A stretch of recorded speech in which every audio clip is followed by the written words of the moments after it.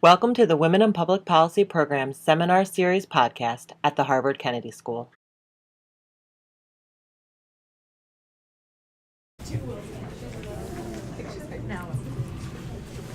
Okay, why don't we go ahead and get started. My name is Hannah Riley Bowles. I'm a research director here at the Women in Public Policy Program, where we are devoted to closing gender gaps in economic opportunity, political participation, health, and education. And I'm here to introduce our speaker today. I typically forget to mention this, but we are on podcast. Okay, so beware. If anybody even censors around these things anymore. I'm really thrilled to introduce our speaker today. Jennifer Berdahl is the Montalbano Professor of Leadership Studies, Gender and Diversity at the University of British Columbia Sauder School of Business. And Jennifer's work I've admired her work for so long, and she does some very important work around prescriptive stereotypes about how we think men and women should behave, how they should fulfill these ideals, and then the implications of people's fulfillment, or attempts to fulfill those ideals, or their failure to fulfill those ideals for power dynamics in the workplace, and in particular around sexual harassment. She's not only a very important scholar, she's having very meaningful impact on practice. She's recently served as an expert witness on gender discrimination in cases for the U.S. Equal Opportunity Commission, and then also provided expert testimony for the Canadian Senate and House of Commons. Her research has so much relevance to issues that are very important to this community, all of our Title IX discussions, but then also issues of sexual harassment in the military and other things that are very important conversations with our community. So I won't take any more time away from getting to talk with her. So please join me in welcoming Jennifer. It's a real pleasure to be here. I'm going to give you sort of a fast-paced overview of research that I've done related to development of sexual harassment as a concept and going into the selective mistreatment of people based on gender. And it is really focused on understanding the pattern of the problem and the potential source of the problem. And I'm hoping that at the end we can also discuss some of the possible interventions and solutions to the problem. Let's see if I can work this well. So from sexual harassment to selective mistreatment, the gender regulation at work. This isn't working. Unless I'm doing it wrong. Okay. No, that was me. Okay. So, are we in the best of times or the worst of times for gender equality? In some ways, we're facing both discussions in the public debate that on the one hand, women have made more progress than ever in education and also as breadwinners within the household. But on the other hand, there's a lot of talk about the stalled gender revolution in terms of wages, desegregation of the labor force, and also women making it to the top leadership positions. So, this to work. Thank you. I'll just sit here first. I'll sit. I think she went to get another one. So why don't you nod and I'll forward. So just an overview of degrees conferred to women. We have more women than men at this point earning bachelor's degrees, master's degrees, and doctorates. So women are better educated than men. 84% of wives are as or better educated than their husbands at this point.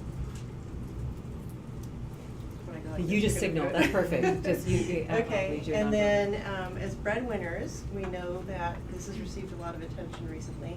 40% of households with children under the age of 18 in them have women as the primary breadwinner. 38% of wives now out-earn their husbands. And we now have men doing more child care in the home than ever before, with 41% of the child care of children under 13 is now being done by men. Oh, is this going to work now? This does though. Okay, great. Thank you. But then at the same time, progress on the gender wage gap has slowed. You guys are all very familiar with these statistics. So we made really great progress in the 20 years between 1973 and 1993.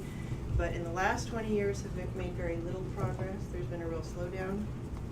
And we also still have a very segregated workforce. So these are occupations with at least 5% of the male or and or female workforce in them, representing about 80% of the male and female workforce. And if you look at the numbers of men and women in these occupations, virtually all of them are gender segregated, so that management has a majority of men through installation, maintenance, and repair, and then when you get to food preparation and service, you get a little bit more equality, but then it starts going toward the female-dominated occupations, office and administrative support.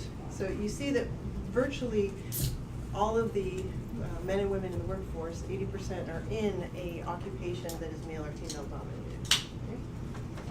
And then when you look at median weekly earnings, men make more than women in all of the occupations, the same occupations, and then male occupations, especially high prestige ones, tend to make more than women's.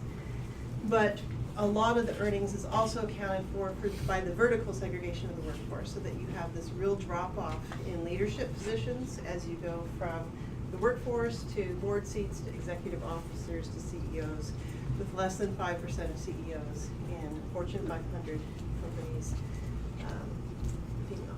Okay, so you know all this, but what I'm going to talk about today is how social treatment in the workplace may play into these outcomes. So we have sexual harassment and general mistreatment disproportionately targeted at some individuals in the workplace that will discourage people from engaging in gender atypical roles of behavior and end up keeping men and women effectively in their place. So I'll be talking about the regulatory role that these social practices play in creating the segregation and hierarchy that we continue to see. So the overview of studies that I'm going to give to you today is not Man Enough Harassment against Men. This is where my research started in sexual harassment.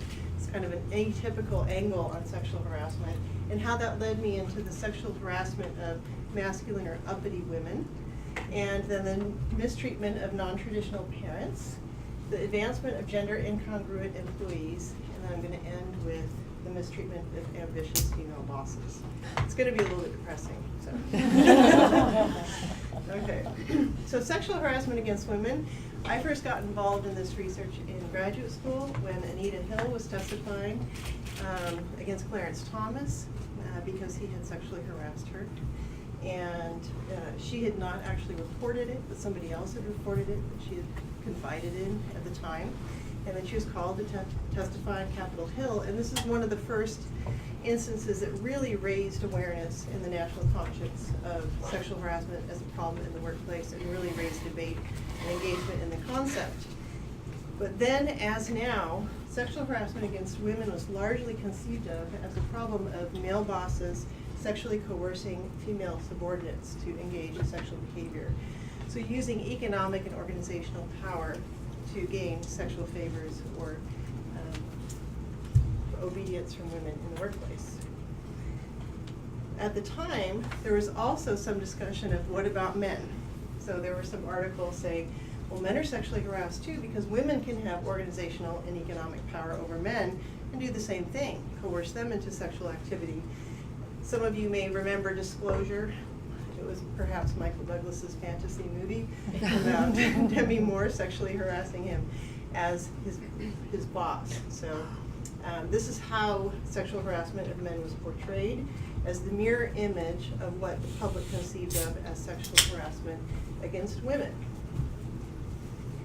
But my colleagues and I asked, is this really the form that sexual harassment against men takes? And is this even harassing to men on average to be targeted for sexual behavior and attention from women in the workplace? We reason that because of the power differences between the sexes, not only organizational and economic power differences, which were already recognized, but also physical power differences. So we know that men on average can overpower women more easily than women can overpower men, lending increased threat to the unwanted sexual advances from a man to a woman than from a woman to a man. And then importantly, social power, so the kind of social status and roles and norms that afford men higher status than women and allow them to engage in behaviors that are disrespectful and threatening to women in a way that women not necessarily threaten men. So our prediction was that men were less likely than women to feel threatened by the behaviors that we typically think of as sexually harassing. So researchers at the time were giving sexual harassment measures to women and to men that were designed around women's experiences of sexual harassment. And men, if they indicated experiencing any of those behaviors, were deemed to have been sexually harassed. So we're questioning whether or not that was a reasonable conclusion to make. And so we started out with a study of university students, and we asked them the variety of behaviors that are typically measured as sexual harassment, and whether or not they thought that those would be threatening experiences for them. And not too surprisingly, men were significantly less threatened by those kinds of behaviors if directed at them by a member of the other sex than women were. So we had very significant sex differences there, with men basically falling in the middle of the scale, suggesting that they don't find these behaviors that psychologically threatening. Therefore, it's not very reasonable to conclude that these are psychologically harassing to men in many instances as they are to women. I'm sorry, is that like a Likert scale? Or those Yes, percentages? that's a Okay. Likert scale, from 1 to 5, not at all threatening to threatening. And what is the difference between sexual harassment, unwanted sexual attention, and sexual coercion? Oh, good question. Gender harassment includes items to measure sexual comments, sexist jokes, those kinds of ambient behaviors. Unwanted sexual attention is more directed behavior at an individual, so that asking them for dates or trying to engage them in a conversation of a sexual nature. And then sexual coercion is the quid pro quo form of harassment. Extremely rare. The most common form is gender harassment, and then unwanted sexual attention, and then sexual coercion. And these are the three main forms of sexual harassment identified in the literature and designed around women's experiences of sexual harassment. So women found sexual coercion significantly more threatening than the other forms, but all forms were quite high in terms of how threatening they were to women, and kind of more moderate for men. Unwanted sexual attention, the lowest. And then we also asked the question, what do men find sexually harassing? So sexual harassment is a construct designed around women's experiences in the workplace. But are there other forms of behaviors that men might find sexually harassing that women have not identified per se? So we asked in an open-ended question, men at a public utility company that was dominated by men, both vertically and in terms of numbers. The open-ended question, have you been sexually harassed? And if so, what do you think that sexual harassment looks like? Please describe your experience. And 218, or 31% of the men asked, answered this question, which was quite nice of them. And we got pretty detailed answers from many of the men. And we content coded those answers. And found this new form of harassment that had not previously been identified in the literature, which we have called not man enough harassment. So theoretically, this can be considered a form of gender harassment against men. So some of the comments included, I have felt harassed by comments such as, you men are all alike, men have only one thing on their minds. These comments from women, and harassed by the expectation by other men that I will accept and participate in jokes and comments about women. Another man said, I feel that men, not just women, can sexually harass other men. I decided that I would take 3 weeks off to help my wife get adjusted to having a baby and a 19-month-old. Comments were made and my work wasn't being covered, so I ended up only taking a week and 2 days off. It made me feel like I wasn't a man if I chose to stay home and take care of the kids. This same attitude manifests when I asked to take time off so I can take the kids to the doctor. After all, my wife works outside the home and we try to share these types of chores equally. So we conducted follow-up studies that included measures of this form of harassment against men to see how prevalent it was and what its effects were for men. If you have questions as I go, please ask. I wonder if that varied based on profession, because my thought is my husband's a teacher, and so if he were ever to have to take off work for things, it's seen very differently because he's seen as a nurturer because his profession encourages that. Yeah. So I just wondered what the professions were of that, or if you could kind of give in general. Yeah, the most famous legal cases at least come from very hyper-masculine environments and dominated professions where this kind of masculinity is being really regulated and enforced in them. So that's a good point. So these follow-up studies are all in male-dominated occupations. One is a food processing plant, another one a year follow-up on the public utility company originally studied, and then faculty and staff at a large university. And the percent of men who experienced not man enough harassment was relatively low, so it was usually around 10%, 5 to 10%, depending on the context. The university is probably the least male-dominated environment of these three. And then in those experiences, the men who did experience it tended to experience it from other men. So this was a dynamic that was going on between men, where men were regulating this kind of masculine performance in men in the workplace, but some women did. So this is in some sense a similar question. It seems that, as you acknowledged in the beginning, part of harassment rests on the power of the harasser. So I wonder about concluding that it's men that's doing this, because you can imagine that if you were in organizations, not so much teaching because there's this caring environment which might reduce it overall, but you can imagine if women were in power, we have no reason to assume that women are somehow above this sort of thing, right? So I'm wondering whether you think it's about men or whether you think it's about being in power and therefore being able to have the freedom to harass.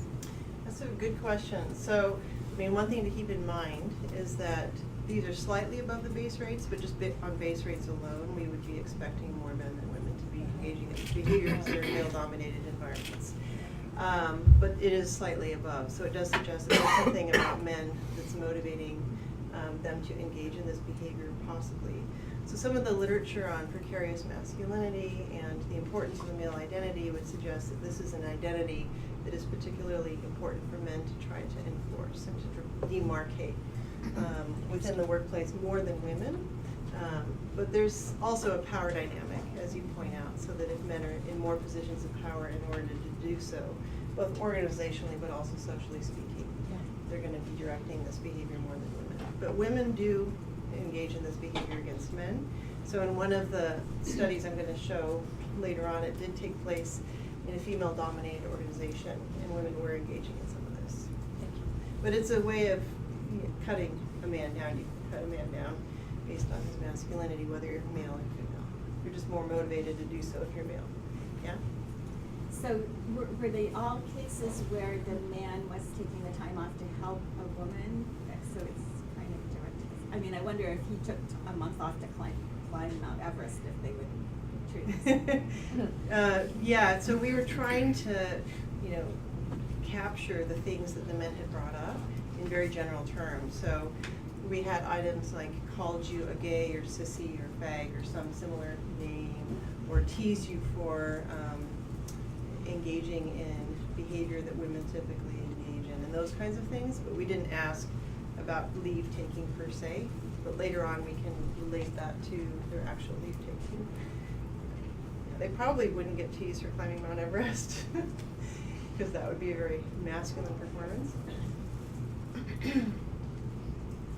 And of the now 4 types of harassment, I mean, not man enough harassment is technically a form of gender harassment, but we separated that from the gender harassment items that were written around women's experiences of sexist comments and sexual comments.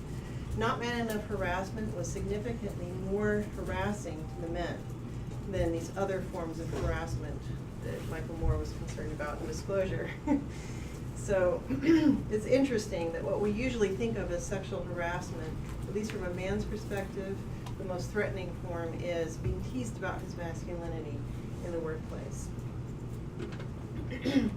So even though not all men experience this, I think this is a really important point for policy and law, is that not everyone has to experience it to be affected by it, right? So this kind of behavior is pressuring men at work and in the home to be a man. So, you know, if they're not engaging in those traditional roles in the home, they might face kind of retaliation at work, and as well they have to engage in those behaviors in the workplace. And then obviously this has spillover effects for women in the workplace and also in the home in terms of who is expected to do what. And it's a form of keeping men in that more masculine role and place. And just like on the playground, one boy can get singled out as the sissy and teased and taunted, and all the boys are affected by that, and all the boys know that that's how you're supposed to behave.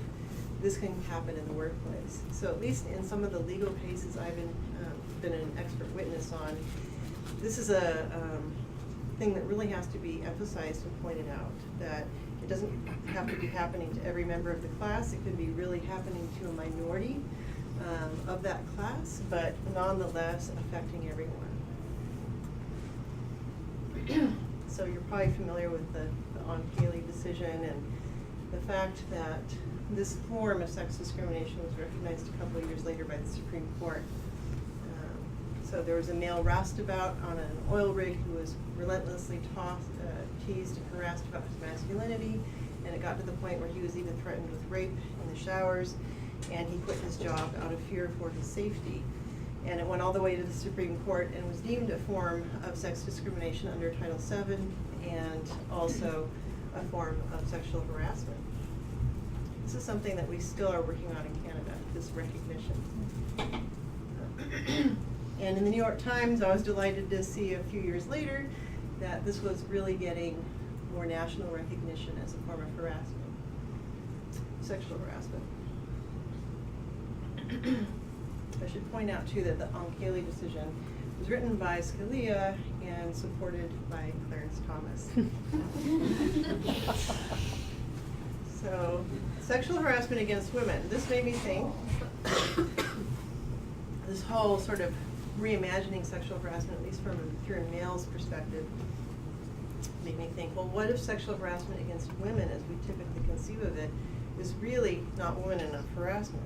What if this is not about a male boss per se, or someone trying to get into the pants of a female in the workplace or use their organizational power, but rather to penalize women who step out of line in the same way that men are being penalized for stepping out of line in the workplace. So we know that the vast majority of sexual harassment that takes place in the workplace is gender harassment, this sort of hostile, sexist, ambient form of harassment. That's not about sexual attraction or dating. And we also know that women are most sexually harassed in male-dominated occupations, which might be consistent with either story. So it could be that they're surrounded by horny men, or it could be that they are violating a traditional occupational role and then getting hazed for it. And a gender harassment computer experiment, which was just brilliant, was one of the first to suggest that this could be a matter of not woman enough harassment. So Anamas and colleagues found that in a computer interaction with a supposed female interaction partner in college, men who received a message from a woman saying that she wanted to major in education and be a kindergarten teacher, etc., so that she could spend more time supporting her husband and family at home later on, versus men who received the same, the message from another female with the same name, etc., saying she wanted to major in management and economics so that she could be a bank manager. And she knew that that was a traditionally male occupation, but she thought that women were just as good as men, etc. And he was given a variety of images that he could reply and send back to her with. And men who were highly male identified were significantly more likely to choose an offensive pornography image to send back to the non-traditional female. Were these students would say peer? Yeah, peer. Yeah, so these were male students who thought that they were interacting with another female student. And then after they sent the offensive porn, their sense of male identity was enhanced. So it suggests that there was a psychological mechanism going on behind this, at least gender harassment against women. So that was a really neat demonstration. And we know that most gender and sexual harassment takes this ugly form. So have you guys seen North Country? So this is really what sexual harassment tends to look like. This is based on the actual case of Lois Jensen and Evelyn Taconite Company in northern Minnesota. My graduate school mentor who studied sexual harassment, Louise Fitzgerald, was the expert witness on this case. And most of it was, smearing feces on the locker, threatening the women, and hostile sexual behaviors. And then the one woman who really stood up to the harassment was the one who became the primary target for it. And so the movie really demonstrated that well. And again, that was in a male-dominated occupation.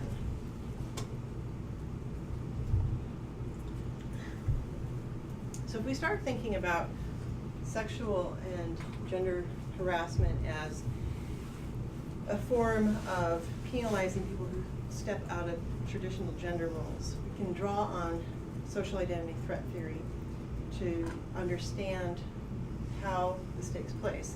So distinctiveness threat is the concept of blurring lines between important social categories and identities. So when men act like women, or women act like men, boys will be girls and girls will be boys, and people start just looking like people, it threatens to erase those social categories and then the privileges and identities that come along with them. So this should be particularly threatening to the higher status identity, members of the higher status identity. But it can also be threatening to members of the lower status identity who are in some ways invested either through sacrifice or through benefit in these kinds of social identities. So to the extent that women also derive some kind of benefit in their narrow sense from a feminine identity, they could also experience a threat when they see somebody blurring distinctions between the genders. And the distinctiveness threat can be triggered, or can trigger the desire to uphold the distinctions between these social categories by engaging in the other forms of social identity threat against the source of the distinctiveness threat. So basically what it does is trigger a desire to say, hey, wait a minute, there are men and women and these are meaningful distinctions and let's try to uphold them. And there's different ways that you can do that. So again, drawing on social identity theory, I theorize that the other three forms of threat are the likely ways in which people are going to retaliate against those who pose a distinctiveness threat. And this captures what is going on with sexual harassment in the workplace. So acceptance threat is the idea that you don't belong in this group. So if a distinctiveness threat is posed, a man, for example, engaging in a traditionally female behavior or role, then men can retaliate against him by making him experience acceptance threat. You don't really belong, you're not a real man. Okay? Women can also experience this with, you don't belong here, you're not good enough for the job. This is a man's occupation. So not man enough harassment and exclusion and marginalization of women in male-dominated occupations is a form of acceptance threat, of rejecting somebody from that higher status category reserved for real men and masculinity. Yes. Can I just ask you, why do you call it acceptance threat rather than rejection threat? I'm just drawing on the social identity Okay, literature. okay, 'cause it's so the- Branscombe and colleagues call it that, Okay. but yeah, I think that's a good point, though. I guess reframe it as Okay, just, yeah. yeah, they're subjecting them to an acceptance threat. You're not accepted, but Mhm. it is rejection. Yeah. And then category threat is almost the opposite. It's putting somebody in a category that they don't really want to belong to or be identified with, or that is a lower status category. So typically this will take the form of likening someone to a woman or femininity in a gender hierarchical system. So, oh, you're just a typical woman. Or even women's meetings that are organized in traditionally male-dominated occupations that draws attention to the fact that they're female can be experienced as a category threat by the women in that context. So one of the things that this reminds me of is when I was an assistant professor, in a business school, the male administrators thought, oh, we need to support the women in the business school, so they would hold lunches for the women. And female staff, female graduate students, female faculty, everybody was invited to go to this lunch, and men didn't have a lunch like this. And we were supposed to stand up and boast about our recent accomplishments, forcing us to overcome our failure to lean in. And the women in the room did not experience that as an empowering thing. We all felt like we were just being lumped into this, oh, you guys all have uteruses, and so, we're going to support you. But the women faculty didn't really have anything in common with the women staff, and it just seemed like a very weird way to categorize people at that workplace. Yeah. I wonder if this goes even further. So I was having a conversation with a guy who's running the gender initiative at McKinsey yesterday, and he was talking about, well, they're doing all of these efforts and they're not working. And all of these efforts essentially are all like women's things. So now they have maternity leave, but still not paternity leave. They have this wonderful thing where you can put your, essentially, because it's a professional services firm, it's up or out, but you can put the brakes on for as long as you want and maintain the level that you're at the salary that you're at, which is really a wonderful new way of thinking about work, but it's only available to women. And there's a whole series of these things that they're doing for the women. And I have long realized that that's problematic for women, but I wonder if that fits into this category threat you're talking about. So absolutely. It stigmatizes the activity by attaching it to women. So it's a lower status group. We need to protect and take care of this lower status group. And of course, any men who try to advocate for or use those policies are going to have this category threat experience, as well as the women who do. Yeah. Because it's not even open women. Yeah. That's thank you. Interesting.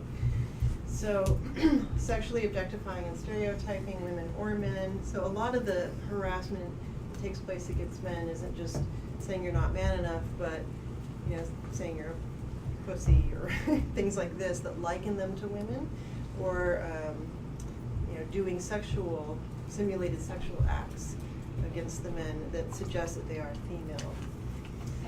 And then derogation threat is the more typical sexist comments and gender harassment experiences that were originally conceived against women. So sexist comparisons, put downs, and stereotyping, suggesting that the categories of male and female are separate and that masculinity is superior to femininity. When I was giving a talk once, a guy in the audience said, well, women have a lower work ethic than men. That might be why they're experiencing these things that I was talking about. I'm like, okay, well, that's an example of derogation. And it turns out that that's not true. Work ethic measures don't show any sex differences. Okay. But another example that I often experience is when my male colleagues have a male and a female child, and they'll come to work and say they're just so fundamentally different, and et cetera. So there's just ways of, even if it seems like a benign statement, reifying those social categories and those stereotypes attached to them. Yeah. I think you might just answer my question. I want to clarify that for the last thread, it maintains the dichotomy of masculine male, feminine female, as opposed to crossing it with the other two. Is that correct? This last one? Yes. So it's definitely, maintaining that dichotomy, upholding those stereotypes through statements and other behaviors or materials. And these are more of a personal, you are not a real man or you are a woman types of behaviors, yeah. Any questions about this? Okay.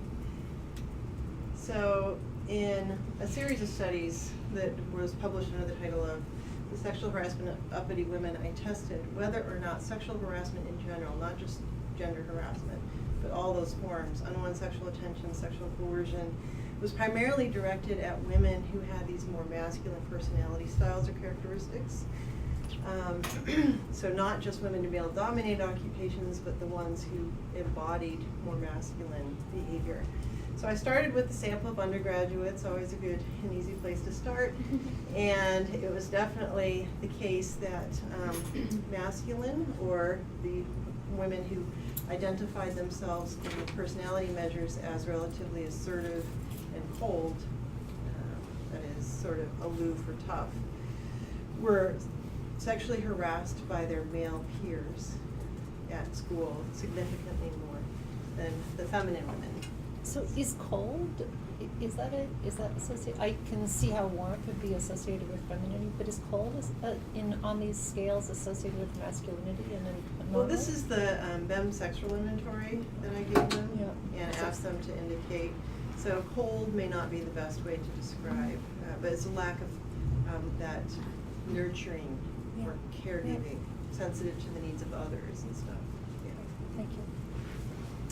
And then I was asked, well, it could just be that those women who have those more masculine personality orientations are more sensitive to those behaviors. Mhm. So they might be more likely to notice them and take offense, those feminists.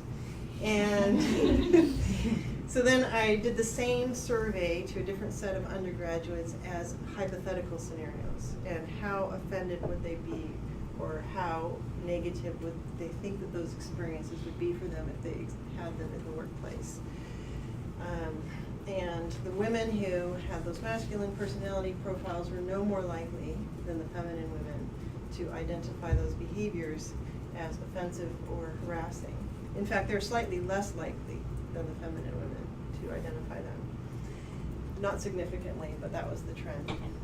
And then a unionized sample of employees. I had 3 male-dominated and 2 female-dominated occupations or contexts, and gathered data from those.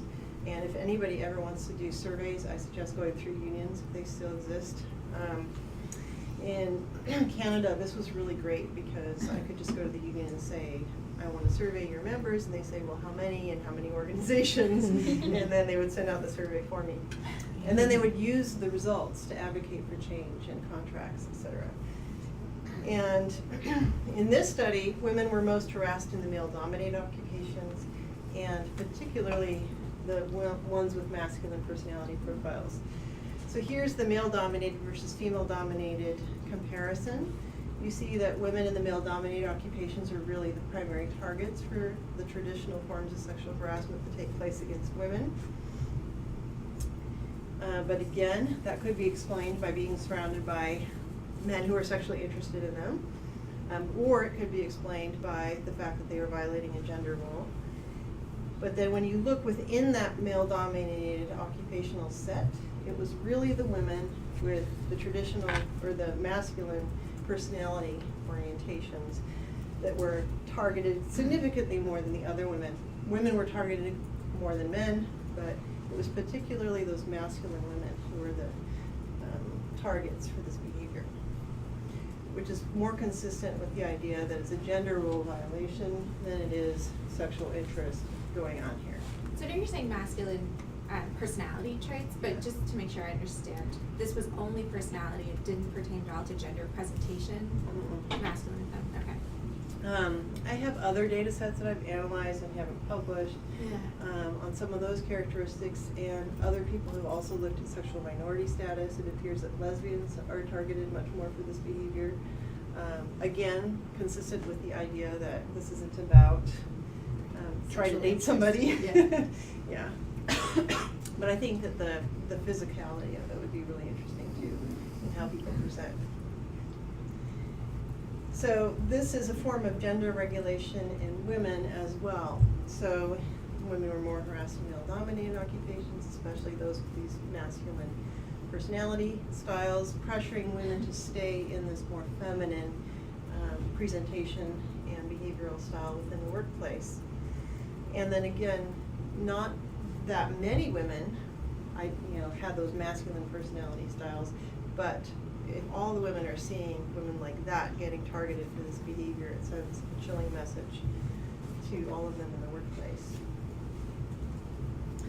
So then more recently, as part of a special issue in the Journal of Social Issues, it was organized by Joan Williams and others, we looked into this idea of the non-traditional parent and whether or not domestic gender role violations, not just having a behavioral style within the workplace, would target this kind of mistreatment against people. So general workplace mistreatment as well as not man enough harassment. Consistent with the first study of not man enough harassment that did suggest that engaging in non-traditional parenting styles might trigger this kind of behavior against men. So we do know that there is this inconsistency for women between work roles and gender roles. For the ideal worker as work devoted, always available to the employer, always putting work first. That's very consistent with the traditional male gender role as the breadwinner and the provider for the family, who's always trying to maximize his incomes and earnings and potential for promotion. Very antithetical to the traditional female gender role, who, on the other hand, is supposed to be family devoted. So men can be both good workers and good men, but women face this trade-off of I can be a good woman or I can be a good worker. So we had two studies, one of not man enough harassment and one of general mistreatment. The not man enough harassment took place in medium-sized workplaces and had about 1/3 men in the sample. 51% of them had children at home. And general mistreatment was a large public service employee organization, and it was 81% men. So the first one was female dominated, the second one was a male dominated occupation. So in the female dominated occupation, back to the idea that women can also engage in this behavior, men were targeted for not man enough harassment significantly more if they had children and did relatively high levels of caregiving for them in the home. So caregiving was measured by hours per week. And so men who fell above the median were significantly more likely to experience not man enough harassment than men who fell below the median. And men without children experienced levels slightly higher than men who were more traditional fathers. So being a traditional father gets you some sort of cachet, I guess, as a man. Is this saying that women were subject to not man enough harassment? Yep. Yeah, so not man enough harassment in this sample was measured by, teased you for not being tough enough. Okay. So we tried to word it in ways that women could respond to it too, because they were being given the same survey. And we did find that women were being teased for being too sensitive and not being dedicated enough to the workplace, not willing to put down family as a priority, etc. And it was particularly women without children who were targeted for this behavior. So even though they might be in some ways considered more manly, I guess, than women with kids, they were targeted for this kind of harassment significantly more. So it was almost the opposite pattern. So that as women did more caregiving, they were treated better, or they were treated less badly. And when they had no kids, they were treated especially harshly. And then for men, it was really the caregiving men who were treated the worst. And this aspect of this study, this little bar here, is what got a lot of media attention. So the harassment of caregiving men, and for some reason, this pattern for women, of women without children, was not of interest. And it's really whopping here. So this is the male-dominated organization. And this is general mistreatment. So mistreatment beyond not man enough harassment. This is ignoring, exclusion, put downs. It's not sexual per se. It's just a variety of ways in which you can mistreat people, measured with a 21-item measurement. And women without children were just overwhelmingly the target of this mistreatment. And I tried to mention this to reporters, like, yeah. Who cares about them? They're when one presentation, somebody said, well, those are the women who have something wrong with them, so why wouldn't you expect that? Okay, well, thank you for demonstrating. Yeah.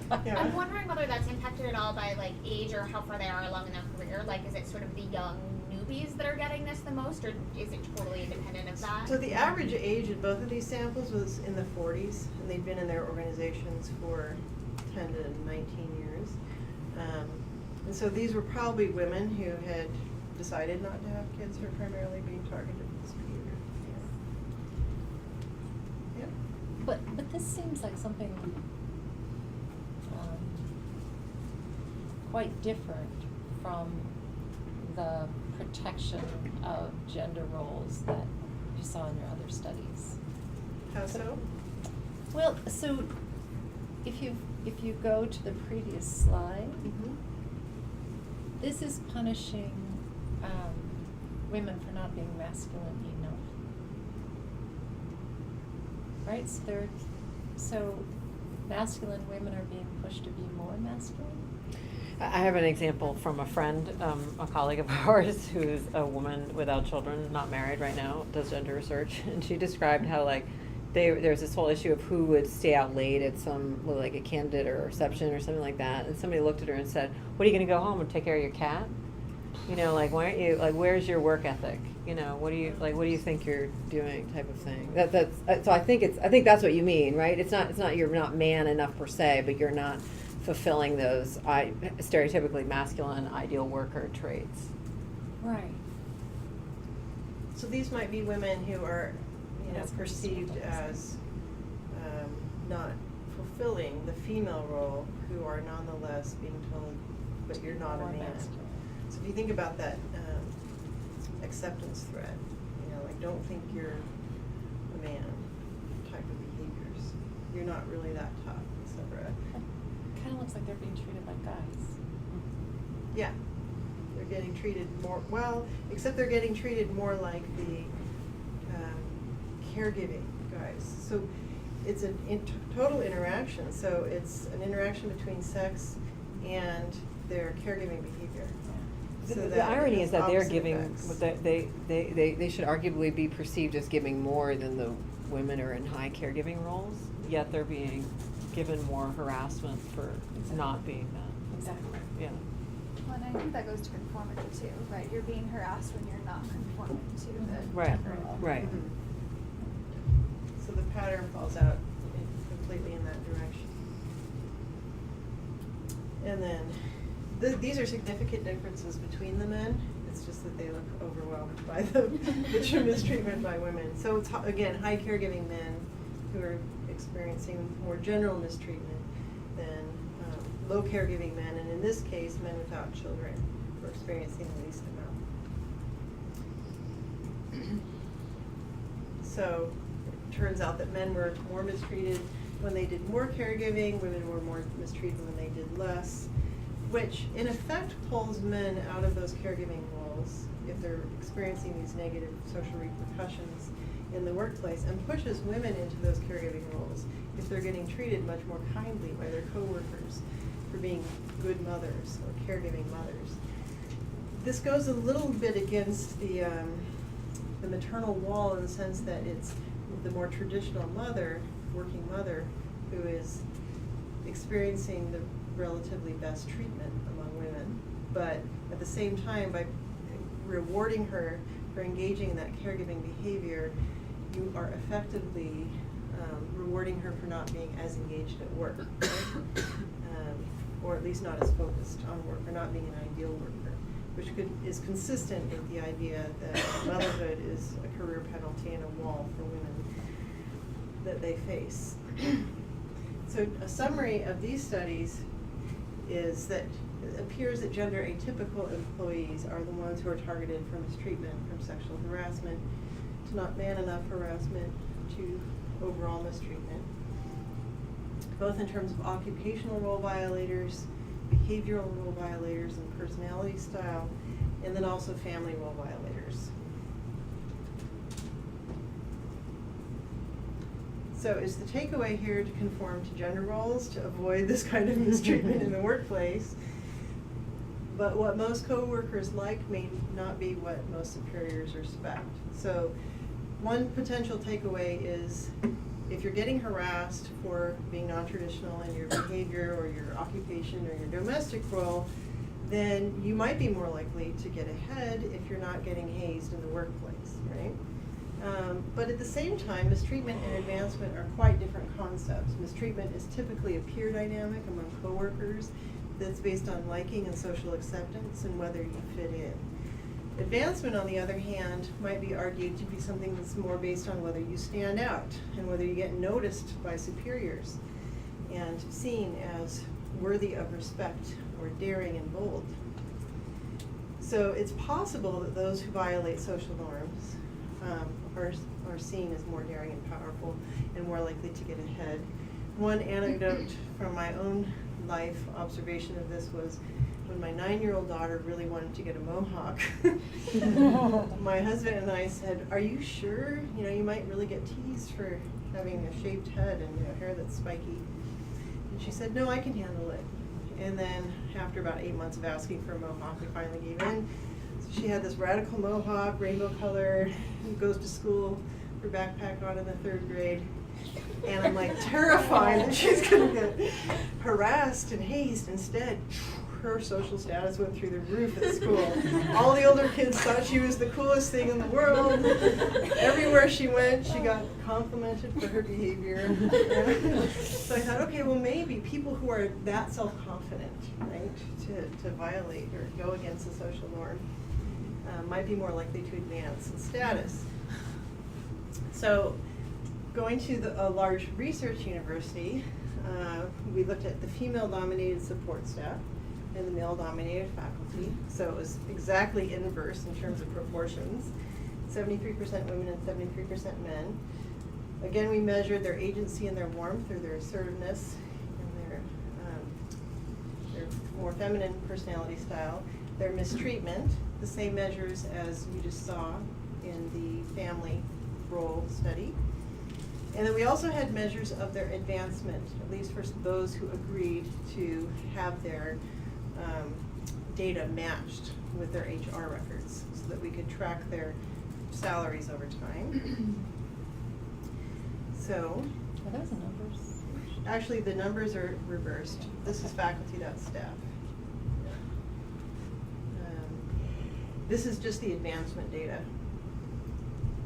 Yeah.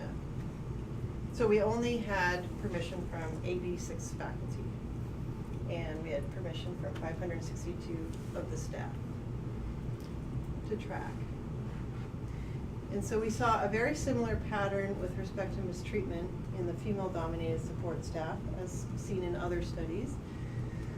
So it was really agentic women, or women with those more assertive personalities, who experienced the highest levels of mistreatment. Non-assertive and women experienced the same lack of mistreatment as men, and assertiveness didn't matter for men. But when it came to salary increase, it was really women who had a cold personality style or non-feminine personality style who were getting raises, significantly higher raises than women with those more feminine personality styles or warmth. For men, it didn't really matter whether they're cold or warm. Did you try to disentangle the assertiveness from the warmth? I can imagine that being assertive is gonna be a big plus on your salary increases. Do you know if you've tried to separate those out? Yeah, so this is the result of a regression of sex by warmth, by agency, and then their interaction. So they are separated. Does that make sense? Okay, so maybe I'm misreading. I'm reading the one on the right as being about cold and warm, and the one on the left being about agentic and not agentic. Do we know? Agency triggered. Oh, but agency doesn't have anything to do with salary It didn't play a role in the increase. salary increases. So here it was sort of the cold or tough woman in this occupation who was getting ahead. For men, it was more of a glass escalator effect, where they were getting ahead in this female-dominated occupation no matter what. Now for the faculty, which you're probably more interested in, as probably faculty and future faculty,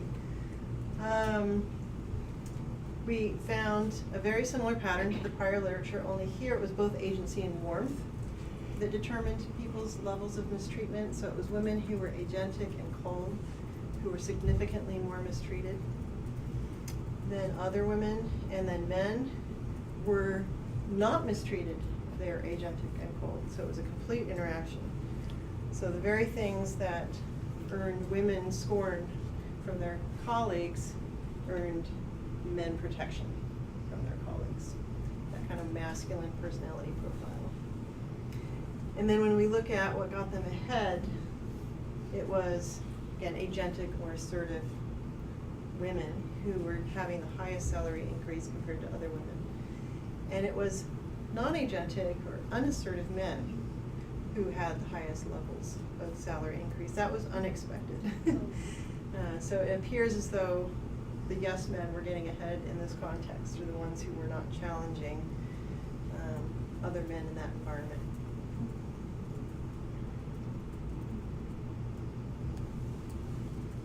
So we found it interesting that there appeared to be stricter gender regulation going on in the prestigious male-dominated occupation than in the female-dominated occupation, in the sense that agency was what was targeting people for mistreatment, violations, and agency in the female-dominated support staff, but both dimensions of gender were targeting people for mistreatment or protection from mistreatment in the male-dominated faculty.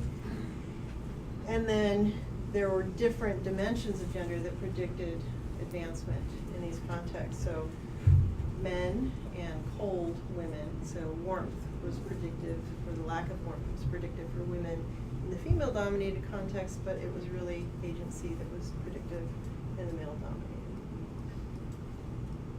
So what happens, okay, so some of the implications of this research so far is that the leaking pipeline problem that leads to this vertical segregation of the workforce and women in the absence of leadership positions and segregation horizontally means that on the one hand, women who swim up against the current and who are getting hazed and harassed are likely to avoid those contexts, those occupations, and those behaviors that might let them get ahead or do well in the workforce. But those who remain, those who somehow are able to swim against that current, the gender atypical men and women are also more likely to be selected for advancement or seen as standing out and having what it takes. Another implication of this is that because it's gender atypical people, you know, it's possible that this is one of the sources of the negative stereotypes of women in positions of leadership. So Ice Queen, the cold women getting ahead, Iron Maiden, Queen Bees, etc. All these derogatory terms that are used to describe women bosses might stem somewhat from the fact that they might be disliked among their peers, but promoted by their superiors. And then we had fun trying to think of terms for men who were unassertive, who got ahead. Roosters, or the men experiencing the glass escalator in the pink collar context, or the female-dominated context. We had another study in which the nice guys were getting ahead in the blue collar, and yes men in the white collar are most likely to get ahead. So once women make it, what happens? So some research on sexual harassment has recently shown that women bosses are more likely to be sexually harassed than women subordinates and coworkers, and significantly more likely to be harassed than male bosses. So this goes totally against the organizational and economic explanations or conceptualizations of harassment as being an abuse of organizational and economic power. Yes? Were the female bosses that are harassed by other bosses or by subordinates? Subordinates and bosses, but their subordinates often undermine them or interact with them inappropriately. And so another study that we've recently done has looked at whether or not ambition, which is traditionally considered a male characteristic, this is sort of spurred by the ambition gap conversation that went on recently with Sheryl Sandberg, and also the Confidence Code book that came out, and, you know, it's very similar to the 1970s concept of women's fear of success, you know, that women just don't have enough ambition or confidence to get ahead. It's really their problem. We measured whether or not men and women were ambitious in a nationally representative sample, by the importance of prestige or respect to them, how much more power and influence they would like to have, financial rewards, and then again their experiences of mistreatment from their subordinates, their coworkers, and their superiors. We found no difference in ambition, interestingly, between men and women, but we did find a very big difference in terms of the consequences of ambition at superior level. So women were significantly more likely to be mistreated by their subordinates if they were ambitious. For men, there was not a significant relationship, even though it looks like it was in the opposite direction. That wasn't significant. It's possible that in other samples it would be. But for women, ambition was really led to less cooperation, less respect from their subordinates, leading to sort of a shaky scaffold, consistent with the concept of the glass cliff. Women are put into precarious positions, but even when those positions aren't necessarily precarious, they end up being undermined by subordinates. So it could also contribute to this, who wants to be undermined, or an Iron Maiden, hesitance to want to be in that role. Did you look at who the gender of the subordinates doing the undermining? Like who is, whether it's men or women, doing the enforcement? We only had the organizational status. Yeah, 'cause that would be interesting. Given that most men and women are in gender segregated roles, probably it tends to be same sex, but yeah. I mean, I know that when it comes to literature on queen bees, it's often looking at women who are, undermining or having a negative reaction to other women, like in that particular way. Mm-hmm. So I wish we had those data. So in sum, gender is actively regulated through social mistreatment at work, from gender and sexual harassment to general mistreatment, discouraging women and men from entering and remaining in non-traditional roles at work and at home, which maintains those patterns of gender segregation and inequality that we saw at the beginning of the talk. And there's a lot of future directions that we can go with understanding this phenomenon better. I've done some work on the intersection of sex and race. I think a lot more needs to be done. Physical gender, which was raised earlier, I think would be really interesting to look at.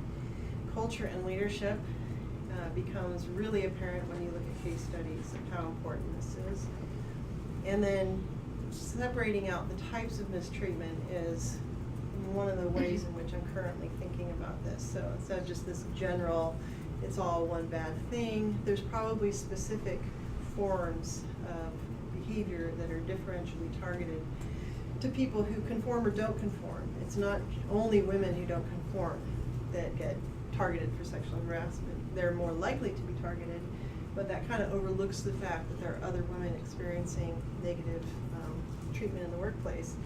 And Chamberlain and colleagues have a nice typology that I think would be interesting to try to apply, of patronizing behavior, that's sort of the benevolent sexism, taunting behavior, that's the more hostile sexism, and predatory behavior, that's kind of the sheer coercion form. And then ostracism and exclusion as well, which keeps getting raised as a real big problem. The absence of negative behavior, a recent study I have done with Sandra Robinson is shown to be even worse than the presence of negative behavior. I mean, the absence of positive behavior. So ostracism and exclusion in our study was worse for people than harassment, so I think we need to start paying more attention to that. Okay, so we can have 10 minutes, I guess, to discuss. I want to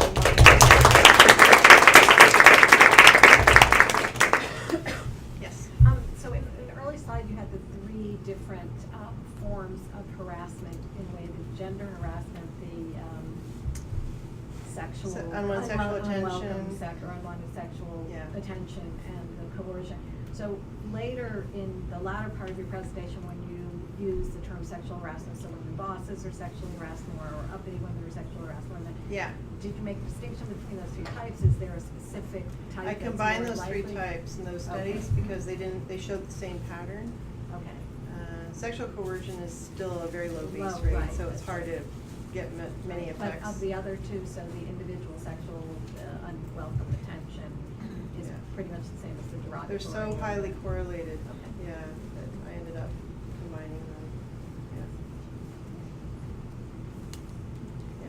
I just wanted to share a thought on the kind of gender presentation question when it came to harassment. It's just an anecdote of a friend of mine who is a masculine presenting woman, and she just what she describes as butch privilege, in that often men who are consciously trying not to to harass or to have sort of gender biases in the workplace, and she's in academia. She says she gets a lot of attention from them, a lot of positive attention, and is made to feel like one of the boys. But what they're actually doing, her interpretation of this is that they're in thinking, oh, this woman is genderqueer, and perhaps feels subjugated. I must go out of my way to make her, to show that I'm a really liberal guy, and that I really, what they're actually doing is sort of treating her as one of the boys and ignoring feminine presenting women. And so she's discussed feeling that she actually has in her experience has been a privilege of being further included as being a masculine presenting woman. That's interesting. So by, I guess, not being androgynous, which would be the distinctiveness threat, you're reifying those social categories, at least not based on biological sex, but on presenting, and that there are these two different forms of presentation. And that by presenting as masculine, you're still saying there is this category masculine, and that's the one I identify with. And that's potentially less threatening than a feminine-looking woman who acts masculine. And she would consider herself as having feminine, more feminine character traits, or has been conditioned to doubt herself in the way that feminine presenting women are as well. So she says that this is quite interesting, that just based on her appearance that she gets masculine privileges.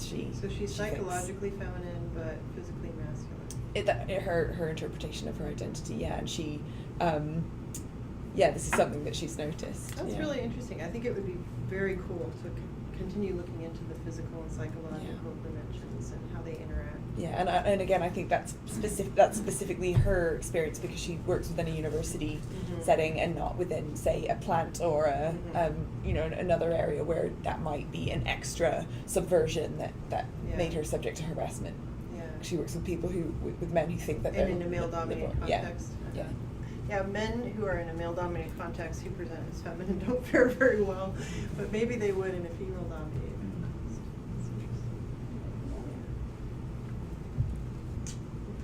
It's just such fantastic work, especially when you take it all together. It's fantastic. I'm wondering if you have any evidence of what I'm thinking of as an echo on echo. So when you first started presenting, you presented the work how men get punished for not being masculine enough, and then men tend to punish women for being too masculine. Do you have settings, or do you have any evidence of whether those exacerbate one another? Where there's so the movie North Country reminded me of it, where essentially the men are being punished for not punishing the women for not being feminine enough. Yeah, it's masculine to punish women for being masculine. So Do you see that? I haven't delved into those dynamics. No, I've just looked at the general patterns, but that would require more of a, I guess, longitudinal interpretation.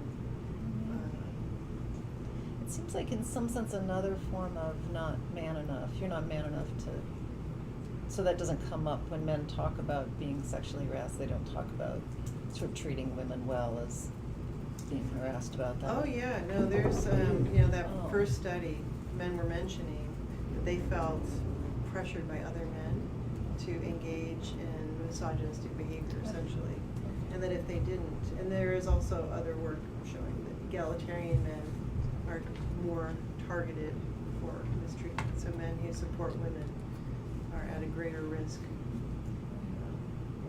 So there is that echo effect. Thank you for the talk, very interesting. I was wondering if you had any information on something that I've observed but I don't really have any, data on, as whether these effects may fade when women kind of have already fulfilled their caregiving roles, so when they're older, and then they're done with that, and then now they can advance or seen as more able to advance in the workplace. Do you have any information on that? So I didn't break out that caregiving study by age. Most of them were clustered in their 40s. So even the women who chose not to have kids, or who didn't have kids, they were so targeted for mistreatment that it's not so much that they were past that caregiving role. Is that what you had in mind, or the men? I'm saying that at least in my former workplace, what I saw is that the women that were older and their kids were already adults, that's when they were kind of able to break the glass ceiling. So they had to wait until they've done all that, and then they were. And then they could break it. Yeah, that's a good question. So, study I just conducted with a student at the University of Toronto. We looked at the age of children and the maternal wall. So we just did a basic maternal wall experimental paradigm where we had people evaluate the resumes of somebody going up for promotion in a law firm, and it mentioned the children's ages, and it was a male or a female, and then no children, toddlers or teenagers. And we found that both men and women with toddlers in this study were negatively hit. And that the ones with teenagers were no different than the ones without kids. So it does appear that that maternal wall disappears, which might also explain, like Jennifer Glass in a longitudinal sociological analysis showed that women who switched employers after having their kids later on tended to fare better in wages, etc. As though they had sort of cleaned the slate or started new and were no longer attached to the maternal stigma with the employer where they had their babies. So, yeah.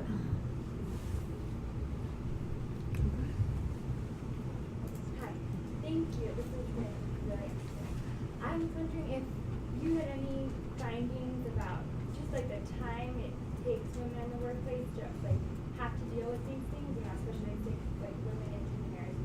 Just like the hours that add up in either training or having to talk things through, or just any like economic measurements of lost productivity. Yeah, there are economic analyses of how much sexual harassment costs organizations, usually from a more legal and procedural standpoint, but executive function and performance shuts down when you're experiencing sexual harassment or any form of harassment, or bullying. So your performance declines. I mean, that's part of the problem too. By the time people realize that it's not going to go away and they have to report it, oftentimes they're in a more vulnerable position because of its effects psychologically and professionally on them, so that people can say, oh, well, look, they're not a high performer, they're just coming up with something, right? But yeah, it definitely affects performance and organizational productivity. Is that the question? I guess, can I just throw in one? We only have like a minute, but one of the things that strike me as so interesting about this is that connecting it to some other work, even like Robert Livingston is going to come here in a couple weeks and give a talk about, in his work on dominance, it seems to be this sort of dominance thread of the gender stereotypes that is the primary violation for women. Hooking up with your ambition stuff, that it's, there's this, I think we've evolved in our thinking about women can't be masculine, but there are multiple components. We usually think about it as the sort of competence and the dominance component of masculinism. And this, I've never really thought about your research as really following in that thread of reinforcing that it is in particular the dominance component. It's largely about dominance. Yeah, a study I did of East Asians also showed a similar pattern, that East Asians who were dominant were targeted for racial harassment. Yeah. And I think it probably intersects somewhat with race, and I'll be interested to hear what Robert Livingston has to say on that, because it's possible that for Black women it's less of a violation, at least of an expectation, a social expectation. Well, he actually finds that they can act masculine in racially stereotypic, like sassy ways, or speaking more directly. But those could be related to like leadership competence. But my understanding is that the direction of his research he was finding is that, well, they can be more masculine and competent in sort of linguistic ways. That dominance pursuit, ambition, things like that is still not okay for African American women. Yeah, I think that's, if I'm thinking of the same thing, it was particularly when it was ambition for your own self, your own advancement, right? Versus, in the service to the organization. Exactly. Yeah. So Thank there's you a for real making that distinction. Yeah. And they Right. would experience backlash when it was ambition for their own advancement. Right. Exactly. So ambition in the excellence of the work versus ambition for They were career kind of getting advancement. Exactly. That Yeah. white women didn't get when it was not that kind of expression. It sounds kind of consistent with your work on negotiation. It is, yeah, right. You're claiming resources, exactly. Engaging in claims to high status resources. Very interesting. We're all coming together. We'll solve the problem. Exactly. All right, wonderful. Please join me in thanking. That was really fabulous, connecting on so many levels with that. I hope you'll join us you all will join us next week. Salitha Butler, who is a WAP fellow and assistant professor of business and law and ethics, is going to be speaking next week from the Scheller College of Business at the Georgia Institute of Technology on a critical mass of women on boards of directors as critical influencers. So, hope you can join us for that. Thank you. Yeah, that was really